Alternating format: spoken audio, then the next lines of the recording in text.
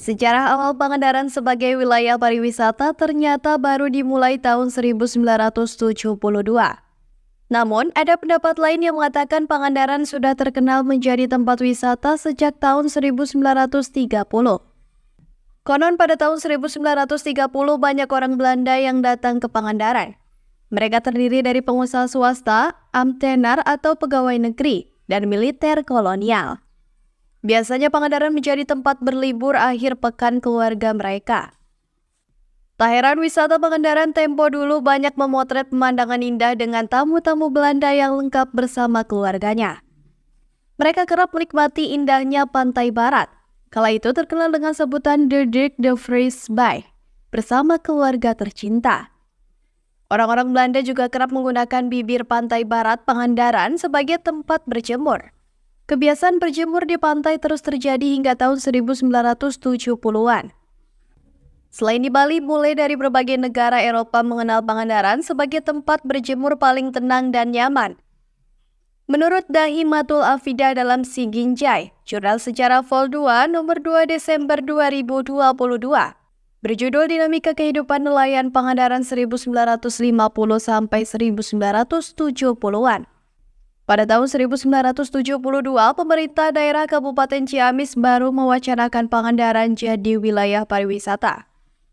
Pemerintah daerah Ciamis melalui Peraturan Daerah Nomor 23/PDDPRD/1972 membentuk Dinas Pariwisata.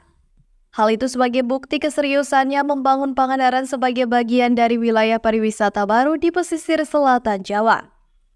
Berdasarkan sejumlah fakta yang ditemukan Dahimatul Afida dalam Si Ginjai Jurnal Sejarah, mengapa baru tahun 1972 Pangandaran diwacanakan sebagai wilayah pariwisata? Yang disebabkan oleh karena banyaknya perubahan profesi dari nelayan menjadi pedagang. Begitupun dengan petani menjadi pedagang. Banyak di antara mereka beralih profesi karena menjadi pedagang lebih menguntungkan daripada pekerjaan sebelumnya. Seiring dengan berjalannya waktu, Pangandaran sebagai wilayah pariwisata terus berkembang sampai tahun 1990.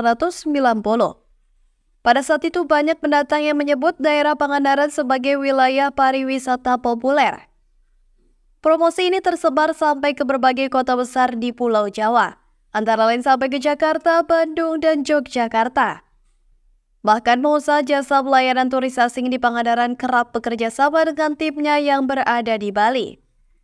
Maka pada tahun 1990, selain wisata lokal, Pangandaran juga dipadati dengan kehadiran wisatawan dari berbagai belahan negara di dunia. Biasanya musim wisatawan domestik berlangsung dari bulan Agustus sampai Desember.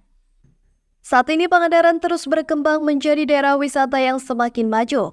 Bahkan wisatawan sudah bisa menebak momen-momen ramai pengunjung, baik turis lokal maupun domestik. Pangandaran sebagai wilayah pariwisata pun kini semakin pesat setelah keputusan berpisah dengan Kabupaten Ciamis pada 25 Oktober 2012.